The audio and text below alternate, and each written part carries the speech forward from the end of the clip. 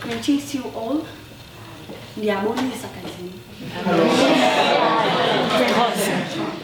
I'm going to do a speech. There must be change. There must be change, actually. For everything in our lives, there are reasons for them to happen. For there is a reason for a person to die.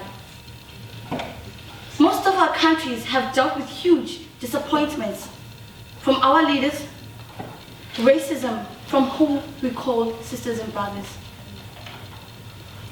Lastly, natural disasters. But we have dealt with all those things as they come along. Our nation has its past, but it looks like we're still living in the past with the pain, the lie, speaking from our hearts. All of that happened because we were once broken down, but we were never healed because we were forced to peace. There will never be change, but prayers are in place, hoping that we'll find one day. Looking at our leaders by proving their point on how the political system is structured and is improved, there must be changed. Mr. Matomela Cyril Ramaphosa, South African politician and the fifth and the current president of South Africa, he became a president after the general elections were held in South Africa on the 8th of May 2019. They were to elect a new National Assembly and provincial legislatures in each province. They were the sixth election held since the end of apartheid in 1994 and determined who would become the next president of South Africa.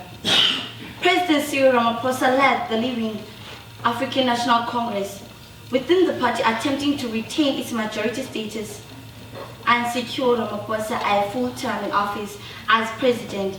His predecessor, Jacob Zuma, resigned from the office on 4th February 2018 and there was already negligible for the third term in office. There must be change. Discussing how the success of politics is being measured and how the politicians are growing and worked hard for their position. Politicians have changed and have been growing. As looking at the news, they have been growing every day. As the South African Constitution limits a president to serve a maximum of 2 to 5 years term. The National Assembly election was won by the ruling African National Congress, but with a reduced majority of 57.80% down to 67.12% in the 2014 election. This was also the ANC's lowest vote share since the election after the end of apartheid in 1994. The official opposition Democratic Alliance, the DA, declined from 22.23% to 20.77%, while the economic freedom fighters significantly grew, going from 6.35% to 10.79%. The Inkatha Freedom Party grew from 2.40% to 3.38%. This was the first time the party grew since 1994. The Freedom Front Plus also grew from 0.9 to 2.38%, which was its highest vote share since its founding. As our country is numerically growing, what are the benefits of the people? Our country is drowning in politics, focusing on politics when nothing is done for the people. Who are voting for a change? The change that lasts for a minute. 8 of the 9 provincial legislatures won by the ANC. This GFF retained its position as official opposition in Limpopo and the Northwest, while simultaneously beating Democratic Alliance to second place in Mpumalanga.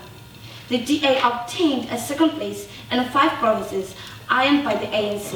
In KwaZulu-Natal, the Inkatha Freedom Party had of the DA the second place for the first time since 2014. And grew to 3.38% on a national level in the Western Cape, the only province not won by the ANC. The DA declined 29.38% to 55.45%. But if our democracy